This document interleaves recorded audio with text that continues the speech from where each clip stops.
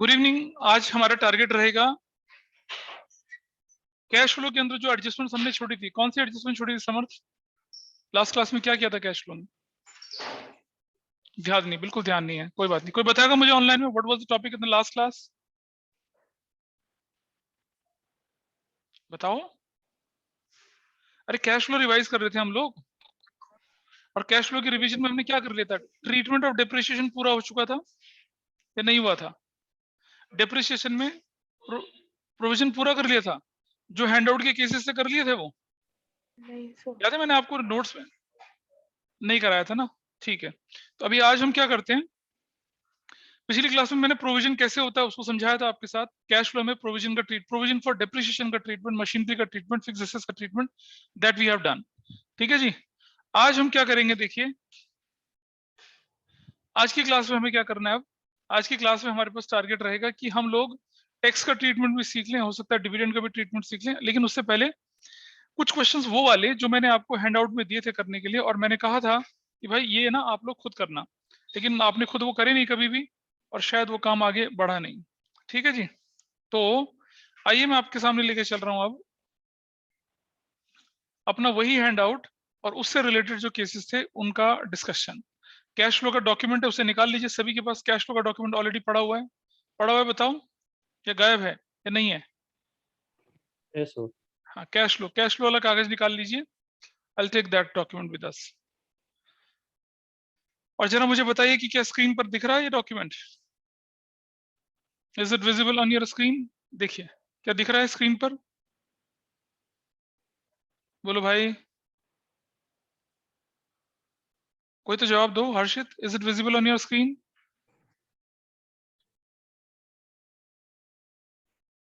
हर्षित, Diya, Arnav, Raunak, visible है या नहीं है? हाँ यस सर, विजिबल है। विजिबल है। तो आइए देखें जरा। One provision for depreciation account जब आपके पास होता था, कौन से वाले केस लिखूंगा जिसमें लिखा था आपको डू इट योरसेल्फ? दिखा ना, do it yourself. Can you see this? Page number 6 पे दिख रहा है? बोलिए, इज इट विजिबल और not? Samarth, yes sir. Aniket, ये मैंने पिछली बार कहा था कि इन्हें खुद करना, लेकिन आप लोगों ने नहीं करा था, तो मैं अब लेके चल रहा हूँ आपके सामने कैसे सॉल्व करते हैं इनको। और आपके सामने प्रोविजन फॉर डेप्रिसिएशन के ट्रीटमेंट से रिलेटेड चीजें हमने, कुछ एक चीजें जो ऐसी थी जो हम पहले भी डिस्कस कर चुके हैं, उसको मैं हल्का सा डिस्कस बाद में भी कर लूंगा यहाँ पर पहले इसको देख लेते हैं। ये जो केस नंबर 1 था, केस नंबर 2 था, example 1 example 2, do it yourself वाला, ये जो स्क्रीन पे चल रहा है। देखिए एसेट्स की ओपनिंग वैल्यू 4 लाख है, क्लोजिंग वैल्यू कितनी है? 5 लाख। प्रोविजन 3 लाख का ओपनिंग है, क्लोजिंग है 2 लाख रुपए का। A part of machinery was sold for ₹2 lakh eight a profit ₹30,000। Depreciation charge on machinery during 2014-15 was ₹1 lakh. इसे सॉल्व करना है। ये मैंने कहा था लास्ट क्लास में, मतलब जब हमने पढ़ाया था इस चैप्टर को, कि बेटे से खुद करना। किसी ने किया था इसको? ये एग्जाम्पल 1, एग्जाम्पल 2, एग्जाम्पल 3 किया था किसी ने? ट्राई बताइए मुझे, कोई तो आइडिया दीजिए मुझे। करा था कि हमने इसे ट्राई? बोलो। नहीं, हाँ ना तो बोल ही सकते हो ना।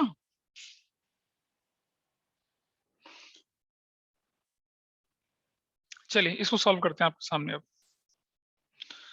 मेरे पास दोबारा से मैं बनाऊंगा मशीनरी अकाउंट। देख रहे समर्थ सर, मशीनरी अकाउंट बनाएंगे और क्या बनाएंगे? Provision for depreciation. तो I will prepare machinery account here. मुझे इन्फॉर्मेशन बोलते जाना बेटा, मशीनरी अकाउंट का बैलेंस कितना है और प्रोविजन का बैलेंस कितना है, that you have to tell me. Machinery account और क्या? Provision account.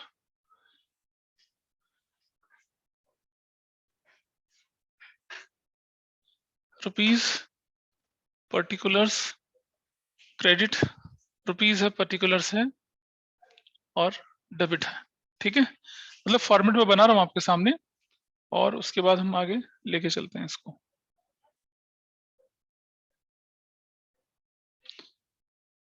शुरू।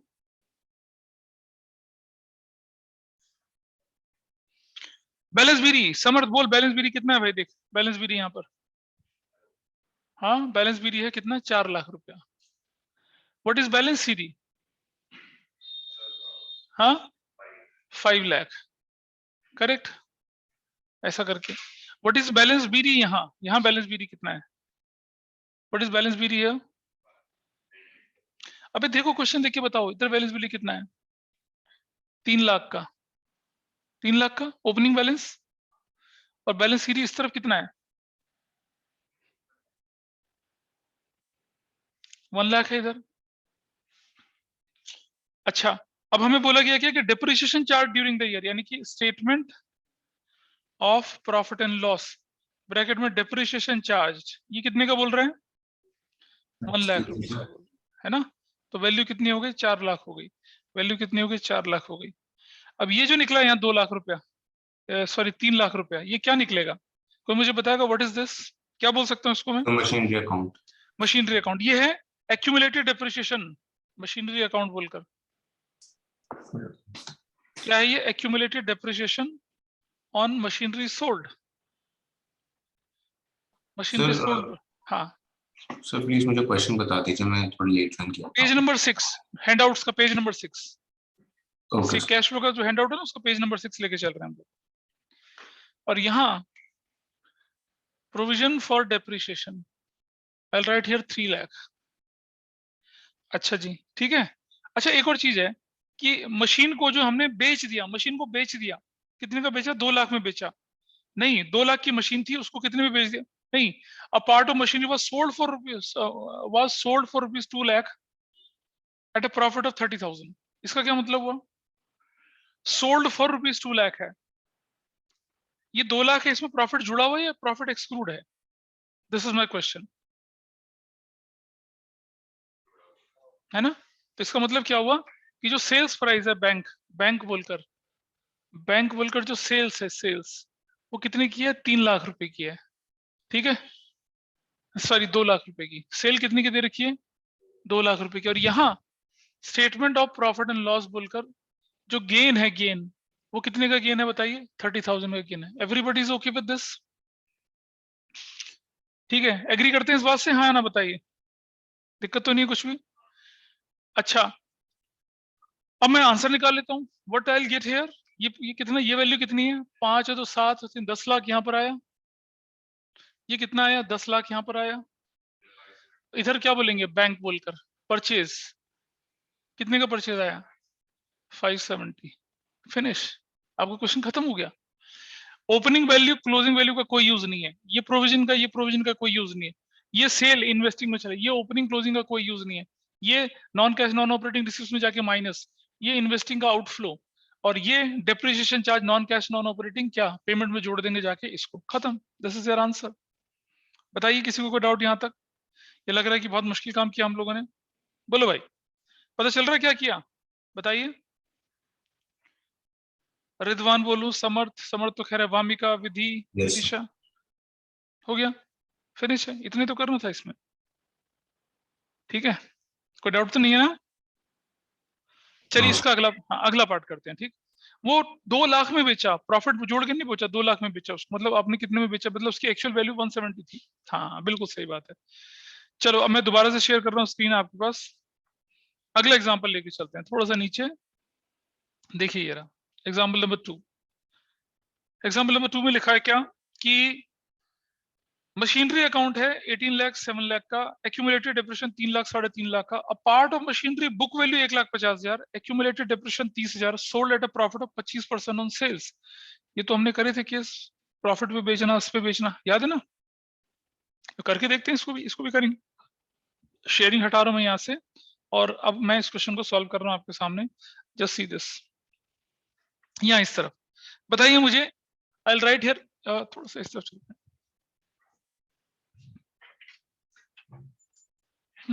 इस तरफ, यहाँ इस तरफ, यहाँ मैं बना रहा हूं आपके सामने मशीनरी अकाउंट, ठीक है? मशीनरी अकाउंट बना लेते हैं और साथ साथ प्रोविजन अकाउंट भी बना लेते हैं। देखिए कितना आसान है, कितना मुश्किल है, देखें। चलिए, तो बैलेंस बीडी कितना बताएगा कोई मुझे? What is the balance BD here? 18 lakh का बैलेंस बीडी, 18 लाख का बैलेंस बीडी है। Nice. Can anybody tell me what is balance CD? बताइए बैलेंस सीडी कितना दिख रहा है कुछ? हाँ 7 लाख। 7 लाख का, वेरी गुड। और इधर बैलेंस बीडी प्रोविजन का कितने का है? 3 लाख का। 3 लाख रुपए का बैलेंस। इधर बैलेंस सीडी कितने का है? 350। 3,50,000 का। क्या क्वेश्चन में डेप्रिसिएशन चार्ज गिवन है? नहीं गिवन है। हाँ लिखा है बुक वैल्यू, लिखा है book value, it is mention book value. Book value कितने की बोलिए क्वेश्चन में? 1,50,000 की, है ना? और उसको कितने में बेच दिया है, उस पर एक्यूमुलेटेड डेप्रिसिएशन कितने का, 30,000 रुपए का। पर एक्यूमुलेटेड डेप्रिसिएशन माइनस नहीं करना है इसमें। क्यों नहीं माइनस करना पता है? क्योंकि बुक वैल्यू गिवन है। क्या मतलब होता है बुक वैल्यू का? अबे बुक वैल्यू का मतलब होता है वैल्यू माइनस डेप्रिसिएशन। अच्छा जी तो मुझे बताइए प्लस प्रॉफिट जो है, प्रॉफिट कितना होगा? याद है हमने शॉर्टकट सीखा था आपको, प्रॉफिट ऑन सेल बोला हुआ है। अगर ये बोला है 25% ऑन सेल्स, तो on cost, on book value कितना होगा? ये ऑन बुक वैल्यू, सेल से कॉस्ट पे जा रहे हैं तो 25 माइनस 100 माइनस 25, यानी कि कितना हो जाएगा 25 अपॉन में 75 ऑन बुक वैल्यू हो जाएगा, यानी कि 1/3 on book value. What is your book value? Book value बताओ कितनी? 1,50,000। So what is your answer? 50,000। This is your answer, 50,000 निकल आया, प्रॉफिट निकल आया। ठीक है, तो मैं इस तरफ है, कॉस्ट पे होता तो फिर हमें कुछ और करना पड़ता, कॉस्ट को एक्स मान के चलना पड़ता। कॉस्ट पे होता तो इसी का कर लेते ना बेटा, 1,50,000 का 25%, तब कॉस्ट। बेटा समझ बात को, ये हमने बोला है कि ऑन सेल्स है, पर हमारे पास तो बुक वैल्यू गिवन है ना। अगर ये कहते हैं कि 25% बुक वैल्यू का है, तो इसी का 25% निकाल लेता। प्लस तो करूंगा ना, प्रॉफिट प्लस। अब मैं यहाँ 50,000 करूंगा, तो सेल्स प्राइस कितना आ जाएगा? सेल्स प्राइस 2 लाख आ जाएगा। सेल्स प्राइस 2 आ गया। तो अब जरा चलते हैं इस तरफ। क्या क्वेश्चन में लिख रखा है कि डेप्रिसिएशन कितना? नहीं लिखा हुआ, लेकिन इसका डेप्रिसिएशन लिखा हुआ है यहाँ पर। तो मैं यहाँ लिखूंगा क्या? Machinery account. मशीनरी अकाउंट कितना लिखूंगा यहाँ पर? 30,000। यहाँ लिखूंगा प्रोविजन फॉर डेप्रिसिएशन कितने का? 30,000 का। बैंक बोल के लिखूंगा सेल। सेल कितने की लिखूंगा? Sales. What is the sales? 2 lakh रुपए की सेल्स है। ठीक है, इधर इधर इधर इधर इस तरफ चलेंगे। Statement of profit and loss बोलकर क्या लिखूंगा? गेन। कितने का गेन हो गया? 30,000 का गेन हो गया। अब बताओ जरा, अब आ जाइए मजेदार चीज यहाँ पर। ठीक है, इस क्वेश्चन को जब लोग देखते हैं तो लोग फंस जाते हैं, उन्हें लगता है कि यार क्वेश्चन में कुछ गलती हो गई। अब मुझे बताइए कि भाई you have provision also, you have sale also, you have balance closing also. यहाँ पर आपके ओपनिंग बैलेंस है, यहाँ गेन भी आ गया, और अभी भी डेबिट साइड ज्यादा है किसके मुकाबले? क्रेडिट के मुकाबले। तो क्या करूंगा? कुछ तो आई, देखो यहाँ लॉस तो हो नहीं सकता क्योंकि गेन है, तो क्या करूंगा बताइए? मैं क्या कर सकता हूँ इसमें? ये this question seems to be, हाँ बोलो सर डेप्रिसिएशन। अच्छा एक बात बता बेटा मेरे, जब हम प्रोविजन मेथड लगा रहे हैं तो डेप्रिसिएशन जो है वो यहाँ आएगा या यहाँ आएगा? इधर किधर आएगा डेप्रिसिएशन? अभी इसको पूरा कर, नीचे वाली को पूरा करते हैं जरा, नीचे वाली को पूरा करते हैं। कितना आ गया? 380। रिजवान 380 इधर आ गया, 380 इधर आ गया। ठीक है, चल बेटा बता मुझे, ये 80,000 जो मेरे पास यहाँ पर है ये क्या है? Statement of profit and loss, depreciation charge on machinery for full year, depreciation charge on machinery. तो डेप्रिसिएशन तो बेटा प्रोविजन अकाउंट के अंदर आ गया ना, वहां कैसे जाएगा? और आपको बताया था मैंने, जब हम ये मेथड फॉलो करते हैं तो इस तरफ हम क्या करते हैं? मालूम है ना क्या करते हैं इस तरफ? Yes sir. सिर्फ टुकड़े का पार्ट ऑफ डेप्रिसिएशन लगाते हैं, फुल मशीन का थोड़ी लगाते हैं इस तरफ। क्या करेंगे बताइए? हो गई गड़बड़? कोई गड़बड़ नहीं हुई है। इसमें हम क्या करेंगे अब? बैंक बोलकर एक और सेल लिखेंगे। सेल्स कितने की सेल हो जाएगी बताइए? दिस इज 18,30,000, दिस इज 18,30,000, और डिफरेंस कितना आ गया? 7 और 2 9, 9 lakh. This is your answer, ऐसा बनेगा। तो आप बोलेंगे सर एक बार एक क्वेश्चन में दो बार सेल हो सकती है ना? एक सेल की आपको इन्फॉर्मेशन दे रखी थी, एक सेल की इन्फॉर्मेशन नहीं दे रखी है, क्योंकि और कुछ बचता ही नहीं मेरे पास ऑप्शन। आप बोलेंगे दो बार सेल है, हाँ जी दो बार सेल है। अब जैसे रिजवान ने बोला था कि सर यहाँ डिप्रेशन तो यहाँ आएगा नहीं, डिप्रेशन तो इधर जाता है इस जगह पे, ऊपर तो आ ही नहीं सकता। I think it is clear now. बोलो क्लियर है? दिया समझ में आई कुछ बात? Yes. दिया खुराना, सॉरी दिया नॉट खुराना, अद्वितीय आंचल, ठीक है? Yes, sir. थोड़ा Yes, आगे sir. बढ़ते, हाँ अब आगे बढ़ते हैं थोड़ा सा।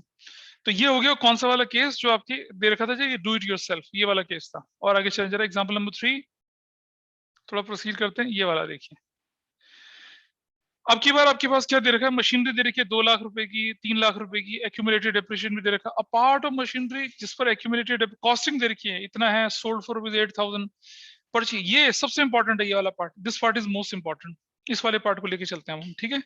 आपकी स्क्रीन पे दिख रहा है, देखिए ये नीचे जो दे रखा है number 2, purchase consideration of machinery was settled bye issue 1000 equity shares 10 each at a premium 25%, balance bye accepting a bill. अच्छा, ये बिल एक्सेप्ट करने का क्या मतलब होता है, कोई मुझे बताएगा? बोल समर्थ, बिल एक्सेप्ट करने का मतलब क्या होता है? हाँ, बिल की एक्सेप्ट कर देंगे तो उसको क्या बोलेंगे हम, बीआर या बीपी? बीआर बनेगा ये तो, है ना, बिल एक्सेप्ट करें तो इट इज बीआर। बीआर ना? अबे गलत बोल रहा है, बिल्स पेबल होता है। When we accept a bill तो बीपी होता है, when we receive a bill तो बीआर होता है। हाँ, ये कहता मुझे ही फंसाते हो, ठीक है। चलिए मैं इसको यहां से हटा के सॉल्यूशन करने की दिखाने की कोशिश करता हूँ। Let us do this. तो हम क्या करते हैं, फॉर्मेट बनाते हैं। Excuse me, sir. हाँ जी बोलिए। सर वो कल प्रैक्टिकल था मेरा। तो तुम छोड़ के जाना चाहते हो? नहीं चलिए इन्फॉर्मेशन लेके चलते हैं अपने सामने, क्या क्या इन्फॉर्मेशन है। तो आइए, बैलेंस बीडी, मशीनरी अकाउंट का बैलेंस बीडी 2 लाख, यानी क्या दिख रहा है, balance BD 2 lakh. Balance CD कितना है, बैलेंस सीडी 3 लाख। ऐसा कर दिया, ऐसा कर दिया। What is balance BD here? Balance BD is 190, 1,90,000। What is balance CD? 280। ऐसे ऐसे, ठीक है। अब जरा क्वेश्चन के अंदर इंफॉर्मेशन को ढंग से देखते हैं। ये लिखा है क्या यहाँ पर, part of machinery cost, cost दे रखी है, कॉस्ट, कॉस्ट कितनी दे रखी है आपके उस क्वेश्चन में? कॉस्ट कहता है ये 10,000 रुपए की, minus accumulated depreciation. Accumulated depreciation कितना बोलता है, एक्यूमुलेटेड डेप्रिसिएशन इट सेज 6,000 रुपए का। तो क्या आ गया, बुक वैल्यू आ गई कितने की, 4,000 की, माइनस सेल्स कर दिया आपने। सेल्स, सेल्स कितने में करी है भाई आपने, इसको कितने में बेचा, इसे 8,000 में बेच दिया। फायदा हो गया, नुकसान हो गया, बताइए। गेन हो गया आपको कितने का, 4,000 का गेन हो गया। Everybody is okay with this, 4,000 का गेन हो गया, सही है जी। चलो, गेन हो गया तो पहले इसको इसके अंदर डालते हैं, फिर इंफॉर्मेशन निकाल के चलते हैं। देखें जरा क्या करा हम लोगों ने अब। ओके, चलिए तो मैं इस तरफ लिखता हूं यहाँ पर मशीनरी अकाउंट, ये काफी अच्छा केस है। एंड मशीनरी अकाउंट में एक्यूमुलेटेड डेप्रिसिएशन 6,000 रुपए का, तो दिस इज 286, दिस इज 286। तो यहाँ statement of profit and loss बोलकर डेप्रिसिएशन कितना चार्ज जो आ गया, वो कितना आ गया depreciation charge, 0,0069, 96,000। This is done, 96,000 हो गया, फिनिश, खत्म हो गया मामला। क्या करूंगा मैं इसका, मैं यहाँ इस तरफ चलते हैं, ये वाला पार्ट, यहाँ प्रोविजन फॉर डेप्रिसिएशन कितने का लिखेंगे, प्रोविजन फॉर डेप्रिसिएशन 6,000 रुपीज का। बैंक बोलकर सेल, बैंक बोलकर सेल कितने की कर रहा हूँ बताइए, सेल कर रहा हूँ कितने की, 8,000 रुपए की। ठीक है, जरा ध्यान से देखना, बिल्कुल ध्यान से देखना इसे, अच्छा केस है काफी, ऐसे करके। और इस तरफ statement of profit and loss बोलकर गेन, गेन कितने का हो रहा है बताइए, 4,000 का गेन, है ना, निकाल लें। अब मुझे बताओ कितनी वैल्यू आती है, this is 3,14,000, everybody is okay with this, this is 3,14,000, ठीक है। अब मुझे बताओ ये टोटल वैल्यू कितने आने वाली है, 1,10,000, हाँ या ना बोलिए, है 1,10,000? अरे बोलो अनिकेत, 314 में से 24 माइनस कर दिया तो कितना बचता है? नहीं इतना नहीं, 1,10,000 नहीं बच रहा। और वो जो दूसरा अकाउंट है उसमें बैलेंस तो और कुछ दे रखा है, किसका बेटा, किसका? और प्रोविजन फॉर डेप्रिसिएशन में तो मुझे बैलेंस नहीं पता भी कितना बैलेंस है, मैं देख लेता हूँ क्वेश्चन में, 10,000 है। पक्का से। और हाँ सर, मतलब वही, मतलब बैलेंस तो वही हाँ नहीं 10 ना, और 10 20, और वो तो हाँ ये 20। तो गलत हो गया। तो बताइए कितना कितना दे रखा है यहाँ पर balance, I just see that. ये बैलेंस कितना है, 10,000 है, 10,000 और दूसरा वाला 20,000 है। दूसरा वाला 20,000 हो गया। मैंने क्यों वैल्यू लिख दी होंगी, अच्छा गलत वैल्यू लिख दी। तो this is what 26,000, this is what 26,000, तो ये डेप्रिसिएशन चार्ज कितना हो गया? 16,000 का हो गया। चलो ये तो ठीक है दिया या अमीशी बोल रही है? कौन बोल रहा था ये? दिया। तो दिया 16,000 हो गया, ठीक है।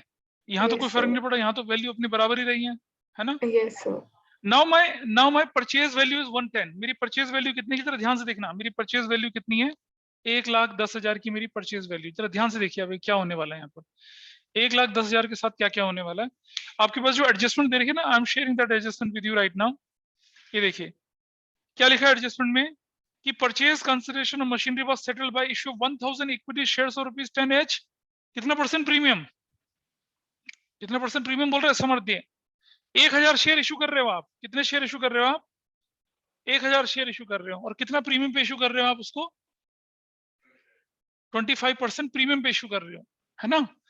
तो अब आप देखेंगे जरा और कुछ का एक बीपी भी एक्सेप्ट कर रहे हो आप। बीपी कितने का एक्सेप्ट कर रहे हो? बीपी, अरे बीपी कितने का एक्सेप्ट कर रहे हो? बैलेंस का। हाँ, बैलेंस अमाउंट का बीपी एक्सेप्ट कर रहे हैं ना? तो चलिए सबसे पहले निकालते हैं कि जो 1,000 शेयर्स हैं। देखिए जरा, इसका स्क्रीन से मैं हटा रहा हूं यहाँ से। अब आप देखिए क्वेश्चन की तरफ दोबारा से। 1,000 शेयर्स इंटू एक शेयर कितने रुपए का है? ये 10 रुपए का।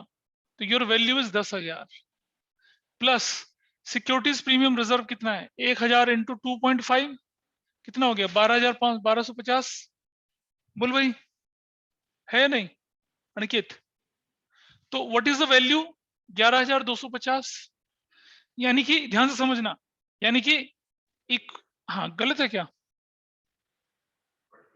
25 नहीं, सॉरी ये तो गलत हो गया। This should be 2,500। Thank you Samarth. 12,500 ऐसा हो गया। तो देखो बेटा, इक्विटी शेयर्स कितने के हो गए? ये 10,000 के। सिक्योरिटीज प्रीमियम रिजर्व कितने का हो गया? 2,500 का। अब मुझे बताइए 1,10,000 में से 12,500 माइनस कर दो तो क्या बचता है? बीपी बनेगा। क्या बचता है बता जरा, कितना बचता है? हाँ, अब ये 1,10,000 है। This is 1,10,000, 97,500। हाँ, ये बीपी बन गया, है ना? जानते हैं इसकी एंट्री क्या बनेगी? इसकी एंट्री बनेगी मशीनरी अकाउंट डेबिट, जो कि कितने की होगी? 1,10,000 की। टू इक्विटी शेयर कैपिटल कितने से बनेगा? 10,000 से। टू सिक्योरिटीज प्रीमियम रिजर्व कितने से बनेगा? 2,500 से। टू बीपी कितने का बनेगा? 97,500 से। ऐसे बनेगा, करेक्ट? एंट्री क्लियर है सबको? बताइए ये एंट्री क्लियर है? बताओ भाई मुझे। This entry is okay with everyone? Yes ठीक है। ये थोड़ा सा यहाँ इक्विटी शेयर कैपिटल ऐसे करके वो थोड़ा बोर्ड में दिख जाएगा। ये मशीनरी है, इक्विटी शेयर है, सिक्योरिटीज प्रीमियम और बीपी। अब मुझे बताइए कि मशीनरी अकाउंट के डेबिट साइड में क्या क्या जाना चाहिए? देखो जरा ध्यान से, क्या क्या जाना चाहिए? इक्विटी शेयर कैपिटल कितने की जानी चाहिए? 1,000 इंटू 10 की। That should be what? That should be what? कितना? 10,000 का। सिक्योरिटीज प्रीमियम रिजर्व कितने का जाना चाहिए? 1,000 इंटू 2.5, 2,500 का। और इधर इधर इधर इस तरफ क्या जाना चाहिए? बिल्स पेबल कितने का? वो 97,500 का। यानी कि जो परचेज करी थी आपने, परचेज, क्या उसके बदले में कैश मिला आपको? This is my question. बोलो भाई, अर्नब जोशी या दिया या अमन? अमन तुम बहुत लेट हो आज क्लास में, ऑलमोस्ट आधा घंटा। Aman, are you there in the class? Yes sir. हाँ, लेट हैं आप आधा घंटे से ज्यादा। कोई रीजन? सो प्रैक्टिकल था आज। अच्छा, 97, 10, 2,500 हो गया, बराबर हो गया। अब देखिए कि हमारे कैश फ्लो में क्या क्या चीजें जाएंगी। देखो भाई, ये ओपनिंग बैलेंस नहीं जाएगा, ये क्लोजिंग बैलेंस नहीं जाएगा, ये 6,000 और ये 6,000 यहाँ से खत्म हो चुका है।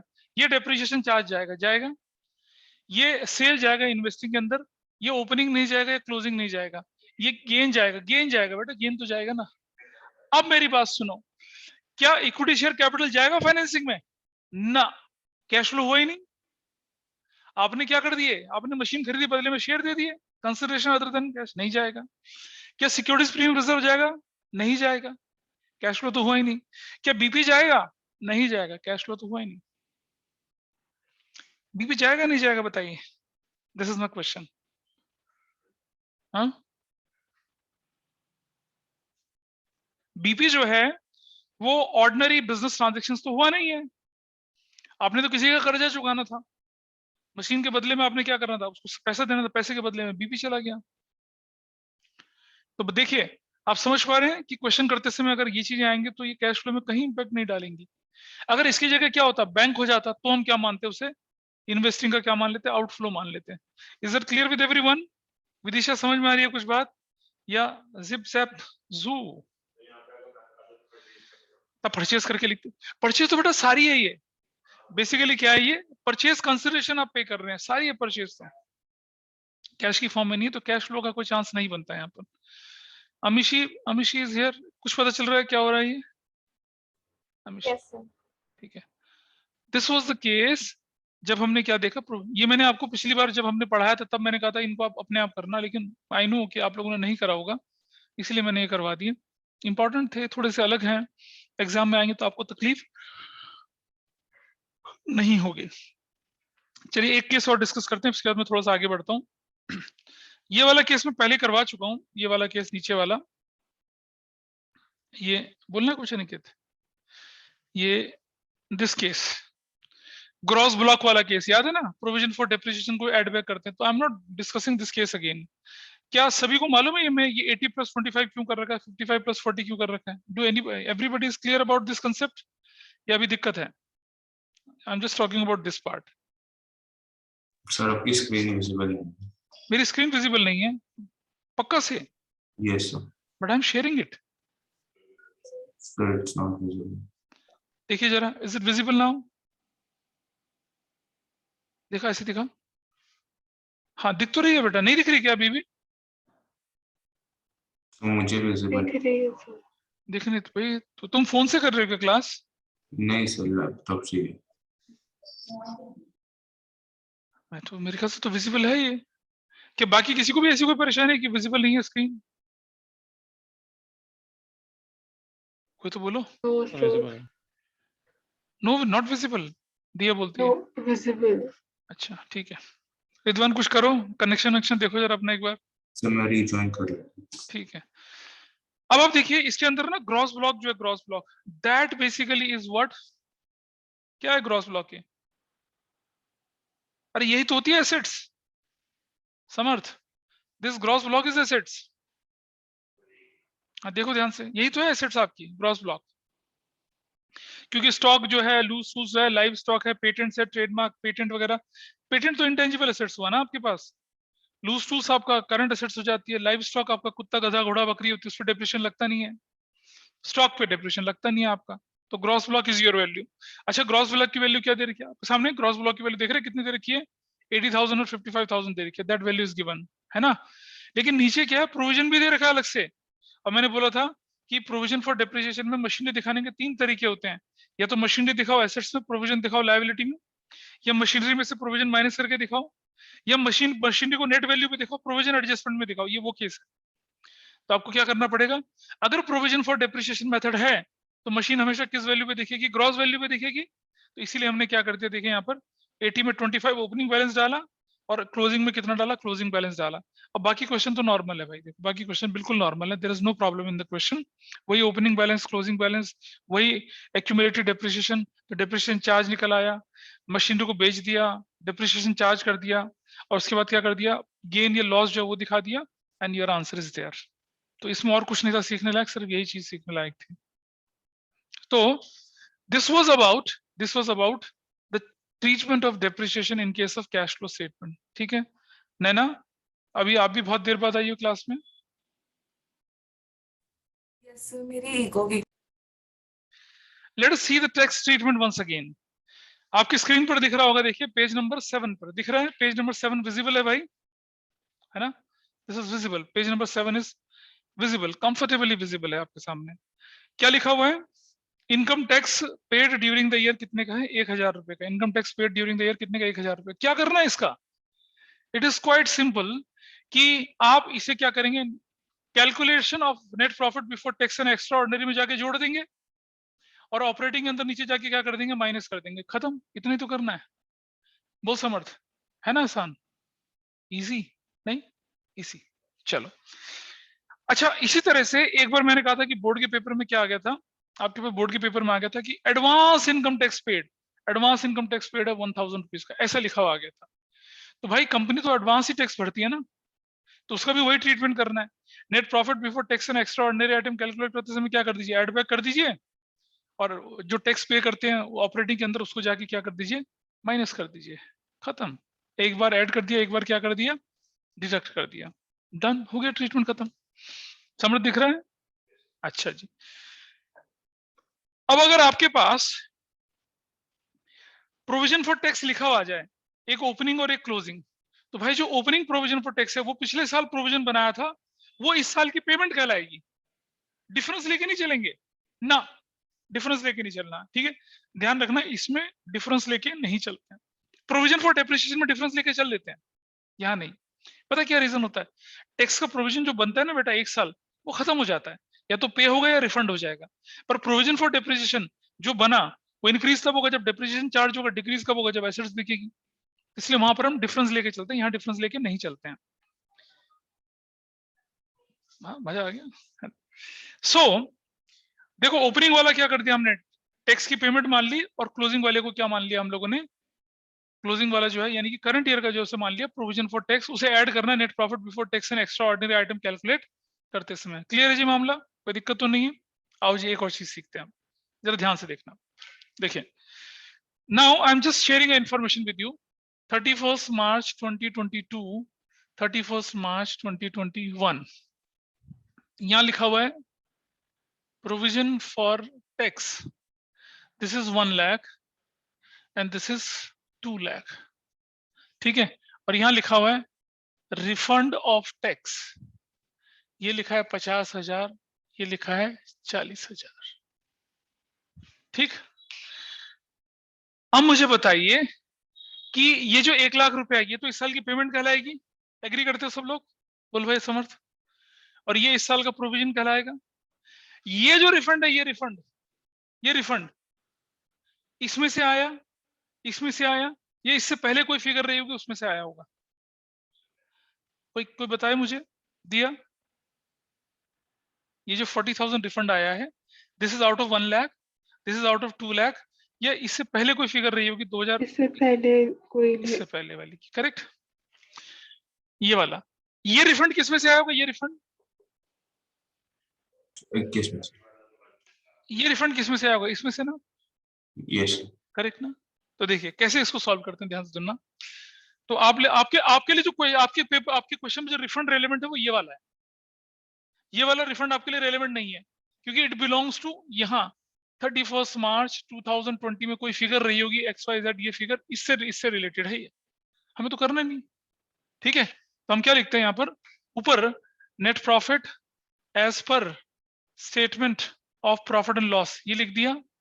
इसके अंदर ऐड कर देते हैं क्या, प्रोविजन फॉर टैक्स, कौन सा वाला ऐड करूंगा मैं, 2 लाख रुपए का, एवरीबडी इज ओके, और माइनस टैक्स पेड करूंगा, कितना टैक्स पेड कितना करूंगा मैं यहाँ पर, 1 lakh, everybody is okay.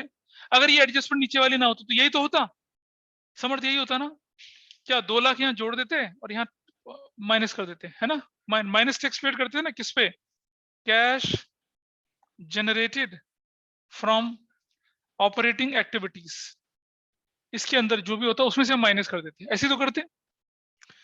Refund है, रिफंड, तो रिफंड को हम यहाँ क्या करते हैं, यहाँ लिखते हैं माइनस रिफंड करते हैं यहाँ पर, रिफंड ऑफ टैक्स कितना माइनस कर देते हैं यहाँ पर, 50,000, ऐसे करके फिगर 1,50,000, ये जो भी फिगर निकलती है वो फिगर निकाल लेते हैं। और यहाँ क्या करते हैं भाई, अगर रिफंड यहाँ माइनस हुआ है, देखो यहाँ प्लस हुआ तो यहाँ माइनस टैक्स, उल्टा इफेक्ट न्यूट्रलाइज कर रहे हैं। अगर रिफंड यहाँ क्या हुआ है, माइनस हुआ, तो यहाँ क्या करते हैं हम लोग, प्लस रिफंड कर लेते हैं, रिफंड ऑफ टैक्स, देख रहे हैं क्या, रिफंड ऑफ टैक्स कितने का, हाँ 50,000 रुपीज का। अब मुझे बताइए, ये माइनस का 1 लाख और ये 50,000 क्या प्लस का, what is your final impact, बताइए ऑनलाइन में क्या फाइनल इंपैक्ट है आपका, 50,000 नेगेटिव, क्या हो जाएगा, 50,000 नेगेटिव, माइनस, ठीक है। तो बेटा इसको पता क्या बोलते हैं, इसको बोलते हैं नेट ऑफ रिफंड। क्या बोलते हैं इसको? Net of refund. इसको बोलते हैं हम लोग क्या? Net of refund. Net of refund, ठीक है। मैं आपके नेट ऑफ रिफंड बोलते हैं, मैं आपकी स्क्रीन पर दिखा देता हूं आपको।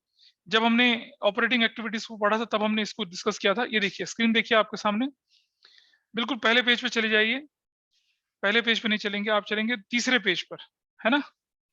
तीसरे पेज पे दिख रहा है आपके सामने लिखा हुआ net of refund. Can you see this Aniket? Calculation net profit before tax की बिल्कुल ऊपर वाली line, cash generated from operations minus income tax paid, bracket में लिखा है नेट ऑफ रिफंड। ब्रैकेट में लिखा है नेट ऑफ रिफंड। दिख रहा है नेट ऑफ रिफंड लिखा हुआ? समझ में आया क्यों लिखा हुआ ये? देख रहे हैं नेट ऑफ रिफंड का क्या मतलब होता है? हाँ, I hope everybody clear about this now. क्या आप नेट ऑफ रिफंड से क्लियर हैं? बताइए। इसको कहते हैं हम लोग क्या? Net of refund. This is net of refund. I hope this is fine. बोलो हर्षित, पता चला? हर्षित नैना, नेट ऑफ रिफंड का क्या मतलब होता है? Yes sir. तो अब हम क्या करते हैं, इसको ना रिफंड ऑफ टैक्स ऐसे नहीं दिखाते हैं, ऐसे दिखाने की जरूरत नहीं है। भाई आपको मालूम है हर्षित कि आपका टैक्स की पेमेंट कितनी गई होगी? 1 लाख की। आपके टैक्स की पेमेंट कितनी गई थी? 1 लाख की गई थी ना, ऐसे। हाँ जी। उसमें से रिफंड कितना आ गया था? 50,000। तो फाइनल पेमेंट कितनी की जाएगी आपकी? 50,000 की, ऐसे। ये फाइनल पेमेंट। तो इसीलिए नेट ऑफ रिफंड को, ये रिफंड को इसके अंदर प्लस करके नहीं दिखाते, सीधा इसमें से माइनस कर देते हैं। देखो जरा, ये माइनस से ये माइनस, ये माइनस हो जाएगा और ये प्लस हो जाएगा, तो भी तो वही रिजल्ट आता है। तो रिफंड का चक्कर समझ में आया भाई? बोलो भाई, रिफंड का चक्कर समझ में आया कैसे करते हैं? अर्नव, दिया, हर्षित, नैना, रिफंड, रिद्वान एंड इनफैक्ट रौनक। रौनक तो क्लास करके भाग गया। Is it okay? Vidisha, Yes. Adviti, bingo. Yes sir. Refund of tax.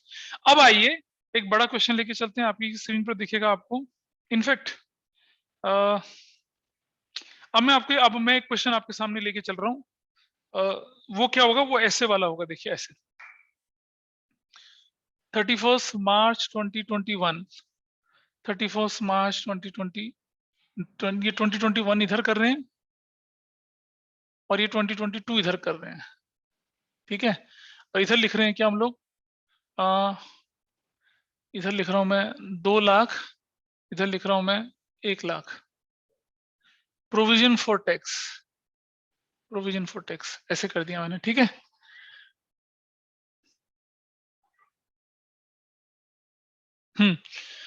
और यहां लिखा मैंने रिफंड ऑफ टैक्स, ये लिख दिया मैंने 50,000 का, ये लिख दिया मैंने 40,000 का, ऐसे कर दिया, ठीक है। और एक और इंफॉर्मेशन लिखी मैंने यहाँ पर, क्या? That information is income tax paid in 2021-22 rupees 40,000, ये लिख दिया मैंने। क्या करूंगा बताओ मैं? अब मुझे बनाना पड़ेगा प्रोविजन फॉर टैक्स अकाउंट। बोलो हाँ या ना? क्या कहते हो बच्चे? प्रोविजन फॉर टैक्स अकाउंट बनाना पड़ेगा? आई विल प्रिपेयर प्रोविजन। यहां नहीं बनाने की जरूरत थी क्योंकि नॉर्मल इंफॉर्मेशन थी। जैसे ही प्रोविजन ऑफ टैक्स के बाद टैक्स की पेमेंट या प्रोविजन मेड आ जाए तो आपको अकाउंट बनाना पड़ जाएगा। हाँ, स्क्रीन देखो जरा, स्क्रीन देखो, आप नोट्स को देखिए। Look at the notes again, देखिए जरा नोट्स देखिए दोबारा से। प्रोविजन फॉर टैक्स का ट्रीटमेंट पे चलो। पेज नंबर 7 देखिए। देख बेटा, ओपनिंग फिगर दे रखी है 20,000 और क्लोजिंग दे रखी है 30,000, दिख रहा है? ओपनिंग फिगर बैलेंस बीडी लगा के रख दिया और क्लोजिंग फिगर 30,000 लगा के रख दिया। इनकम टैक्स पेड दे रखा 5,000, तो डेबिट साइड में पेड लिख दिया, तो क्या निकल आया? प्रोविजन मेड निकल आया ना बैलेंसिंग फिगर। क्लियर? समझ में आई बात? क्लियर है अनिकेत? अच्छा, बाकी लोगों को क्लियर है? और थोड़ा आगे चलते हैं, देखिए जरा। अब जो प्रोविजन मेड है वो ऊपर जुड़ जाएगा, टैक्स पेड है नीचे माइनस हो जाएगा, करेक्ट? अच्छा, थोड़ा और आगे चलते हैं जरा। सी अब की बार क्या दे रखा है? ओपनिंग फिगर दे रखी है, क्लोजिंग फिगर दे रखी है और प्रोविजन मेड दे रखा है। देखो, तो ओपनिंग फिगर 20,000 की, अगला पेज नंबर 8 पे देखो, दिख रहा है आपकी स्क्रीन पर? ओपनिंग फिगर कितने की दिख रही है? मेरा कर्सर हिलता हुआ दिख रहा है अनिकेत? हाँ, 20,000 और क्लोजिंग फिगर 10,000। अब की बार provision made right hand side पे लिखा 20,000 रुपए का, तो क्या निकला है? टैक्स पेड निकला है ना? समझ रहे बात को? ये बोल रहा हूं मैं, अगर ओपनिंग क्लोजिंग दे रखा तो कैसे करते हैं, ठीक है। आइए इधर देखते हैं। तो मैंने क्या बनाया, यहाँ बनाया प्रोविजन फॉर टैक्स अकाउंट। ध्यान से देखना जरा, जो आपके क्वेश्चन था उसमें ये इन्फॉर्मेशन थी, ये इन्फॉर्मेशन थी, रिफंड नहीं दे रखा था, तो मैंने प्रोविजन फॉर टैक्स अकाउंट बना लिया। आई राइट बैलेंस बीडी, बता भाई कितना बैलेंस बीडी लिखूंगा यहाँ पर। प्रोविजन फॉर टैक्स 1 लाख, ठीक है। I write balance C D, balance CD कितना लिखूंगा यहाँ पर, हाँ 2 लाख, ऐसे लिख दिया ये 1 लाख 2 लाख लिख दिया। चंद मामला आसान है ये वाला। अब मुझे बता कि टैक्स पेड दे रखा ना, तो बैंक बोलकर टैक्स पेड कितने का आ गया, 40,000 का आ गया, ठीक है। 240 आ गया, तो ये 240 आ गया। हाँ समझ रहे, ये 140 क्या आ गया आपके पास, statement of profit and loss, provision for tax made, ऐसे आ गया ना, provision for tax made. Got it? आ जाओ इस तरफ, आ जाओ इस तरफ, इंफॉर्मेशन को ये हटा देते हैं यहां से, और यहां सॉल्यूशन देखते हैं इसका, सिर्फ सॉल्यूशन देखते हैं इस तरफ। अब मुझे बता भाई, प्रोविजन फॉर टैक्स कितना लिखूंगा यहाँ पर मैं, 140 लिखूंगा, 140। और रिफंड कौन सा लेके चलूंगा, क्या मैं ये रिफंड लेके चलूंगा ना, I will take this refund, I will take this refund, ये तो रिफंड लेके चलेंगे ना। तो यहाँ रिफंड कितना, plus minus, this refund is fine, ठीक है, ये रिफंड ठीक है 50,000 का, है ना। ये टैक्स पेड कितना लिखूंगा यहाँ पर, टैक्स पेड कितना होगा मेरा, बताओ वहां पर, हाँ हाँ नहीं, थोड़ा सा मुझे कैलकुलेशन ठीक कर दिए, थोड़ा सा हिस्सा मान लो, थोड़ा सा इसके अंदर चेंज करना मुझे। मान लो मैं इसे करता हूँ इधर, सपोज मैं इसे करता हूँ 80,000, अगर मैं इसे 80 करता हूँ तो ये कितना हो जाएगा, 280 हो जाएगा। वो कैलकुलेशन गलत बन रही थी, दिस इज 280, ये कितना हो जाएगा 180। तो यहाँ पर कितना आ जाएगा मेरा, यहाँ मेरा आ जाएगा 180, ठीक है। रिफंड कितना मेरा, रिफंड 50,000 का रिफंड, ऐसा कर दिया। ये मेरा टैक्स पेड कितना दिखा था भाई, 80,000 का टैक्स पेड था, माइनस रिफंड कितना करूंगा, 50,000 का रिफंड, तो मेरी फाइनल पेमेंट कितनी की हो जाएगी, 30,000 की, ब्रैकेट में। This is known as what, net of refund. हाँ -30 तो होगा 80 में से। अब बता, रिफंड तो जुड़ना चाहिए ना यहाँ पर, नहीं गलत कर रहे, तुम गलत करवा रहे हो यार, रुक जा, देख बेटा सुन, पहले सुन अनिकेत, 80,000 की पेमेंट है, 80,000, ठीक है, उसमें से रिफंड कितना हो गया, 50,000, तो आपका आंसर -30 तो आएगा। क्यों आएगा -30, ये माइनस का साइन यहाँ माइनस आ गया, इसको -80, इसको plus, you will get the value. हाँ, this is known as what, this is known as what, net of refund. I hope clear I, बात समझ में आई भाई, बताइए। वामिका कुछ पता चल रहा है या फिर बाहर? आ रहा है सर समझ में। ओह माय गॉड, आ रहा है। आज बाबू मुशाय नहीं आए, उसके भी प्रैक्टिकल चल रहे हैं क्या, बात होती है उससे कुछ? सर शायद से उसके रीबूट्स तो हो गए थे। ठीक है, गॉट इट, ये चीज क्लियर है भाई। टेक्स्ट का समझ में आया क्या चक्कर? अच्छा, टेक्स्ट का चक्कर समझ में आ गया, तो एक और चीज देखते हैं भी आपके सामने, हल्का फुल्का सा। ये देखिए, एक केस और देख लीजिए टेक्स्ट का, उसके बाद टेक्स्ट आपका क्या हो जाएगा, बिंगो हो जाएगा, खत्म हो जाएगा। यहाँ देखिए, आपके पास क्या प्रोविजन फॉर टैक्स दे रखा है, स्टेटमेंट ऑफ प्रॉफिट लॉस में प्रोविजन फॉर टैक्स दे रखा है, तो प्रोविजन फॉर टैक्स तो वहीं दिखेगा। देखो बेटा, ये ओपनिंग प्रोविजन है, क्लोजिंग प्रोविजन है। क्लोजिंग प्रोविजन मतलब इस साल का प्रोविजन है, वो तो स्टेटमेंट ऑफ प्रॉफिट लॉस में दिखेगा। अब मुझे बताइए, रिफंड ऑफ टैक्स 7,000 होगा, रिफंड ऑफ टैक्स 5,000 होगा, हमारे लिए कौन सा रिलेवेंट है, विच वन इज रिलेवेंट?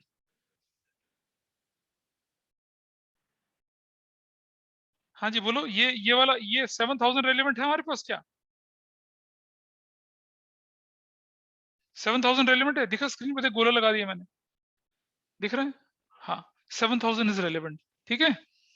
अब देखो जरा, ये जो 90,000 है, ये देख रहे हैं ऊपर ऐड कर दिया, 90,000 कहाँ, 90,000 का क्या किया, देखो आप लोगों ने, अरे यार 90,000 ऐड करा ना पहले, इधर देख,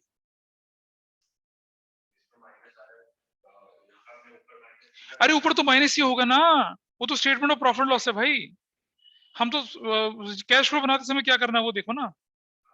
तो क्या कर दिया, ये देखिए 90,000 जो है, 90,000 को हमने ऐड कर दिया, 80,000 को हम कहाँ लेके, पेमेंट में लेके चले गए 80,000, रिफंड इसमें से एडजस्ट कर दिया, तो ये क्या हो गया, नेट ऑफ रिफंड हो गया ना 73,000। तो इतना ही केस था, सिर्फ इतना ही तो केस था। लेकिन अगर इसके अंदर टैक्स की पेमेंट या प्रोविजन मेड आ जाती तो फिर हमें क्या बनाना पड़ता, प्रोविजन अकाउंट बनाना पड़ता ना, नहीं बनाना पड़ता, बनाना। इस तरह से टैक्स का ट्रीटमेंट क्या हुआ आपका, खत्म हुआ। ठीक है। अच्छा एक चीज का और ध्यान रख लेना, टैक्स जो होता है ना बेटा, टैक्स वो ऑपरेटिंग, इन्वेस्टिंग, फाइनेंसिंग तीनों होता है। सपोज आपके पास टैक्स होता capital gain tax, gain tax या डिविडेंड टैक्स होता, तो क्या करता मैं उसको यहाँ पर मैं ऐड कर देता क्या, डिविडेंड टैक्स यहाँ पर ऐड करता, सपोज 10,000 का, ऐसे यहाँ पर ऐड कर देता उसको, ठीक है, डिविडेंड टैक्स को। और फाइनेंसिंग के अंदर जाके, फाइनेंसिंग एक्टिविटीज के अंदर जाकर भाई हम क्या करते हैं, हम टैक्स यहाँ पर जोड़ते हैं और नीचे ऑपरेटिंग में माइनस कर देते हैं, बिल्कुल सही। तो चेक टैक्स या कोई भी हो, ऑपरेटिंग का हो, इन्वेस्टिंग का हो, फाइनेंसिंग का हो, ऐड तो उसने होना ही है नेट प्रॉफिट बिफोर टैक्स में। लेकिन अगर वो फाइनेंसिंग वाला टैक्स होगा तो फाइनेंसिंग के अंदर जाके होगा माइनस डिविडेंड टैक्स, फाइनेंसिंग के अंदर जाके माइनस होगा डिविडेंड टैक्स, वो ऑपरेटिंग में माइनस नहीं होगा, वो ऊपर तो सारे प्लस होंगे। ऐसे ही कैपिटल गेन टैक्स है, अगर मान लो आपके पास क्या है, कैपिटल गेन टैक्स है सपोज 20,000 रुपए का, तो वो यहां पर इधर जाके, यहाँ ऑपरेटिंग में, ऑपरेटिंग एक्टिविटीज के अंदर यहां जाके ऐड हो जाएगा कैपिटल गेन टैक्स, ये 20,000 यहां ऐड हो जाएगा। लेकिन क्या होगा, वो इन्वेस्टिंग के अंदर जाकर, इन्वेस्टिंग एक्टिविटीज के अंदर जाकर वहां जाके माइनस हो जाएगा क्या, कैपिटल गेन टैक्स 20,000। यानी कि अगर टैक्स ऑपरेटिंग कुछ ना बोला जाए टैक्स के बारे में, तो वो ऑपरेटिंग में प्लस करो और ऑपरेटिंग से माइनस कर दो। लेकिन अगर वो कैपिटल गेन टैक्स है तो ऑपरेटिंग में प्लस करो उसको नेट प्रॉफिट बिफोर टैक्स निकालते समय, और इन्वेस्टिंग से माइनस कर दो। डिविडेंड टैक्स है तो ऑपरेटिंग में जोड़ दो और फाइनेंसिंग के अंदर जाके माइनस कर दो। ऐसा करते हैं हम लोग टैक्स का treatment. I hope it is clear Naina या नहीं? अमीशा, समझ आ गया सर। हाँ जी, नहीं समझ में आ रहा है, गुल है मामला? नहीं समझ आ रहा है। गुल है, ठीक है। चलिए दोबारा से चलते हैं डॉक्यूमेंट की तरफ। ये हमारा ट्रीटमेंट यहाँ पर टैक्स का ट्रीटमेंट खत्म हुआ। डिविडेंड का ट्रीटमेंट लेके चलते हैं, थोड़ा सा नन्ना मुन्ना सा, बहुत ज्यादा देर नहीं लगाऊंगा क्योंकि इसके तुरंत बाद छोटे बच्चे 12th में आ जाएंगे। हाँ, गलत है क्या? क्या करूं बता, मैं 3:30 भी करूंगा क्योंकि अगर मुझे थोड़ा ज्यादा पढ़ाना हो तो आई कीप दिस टाइम जब तक तुम्हारे एग्जाम नहीं होते।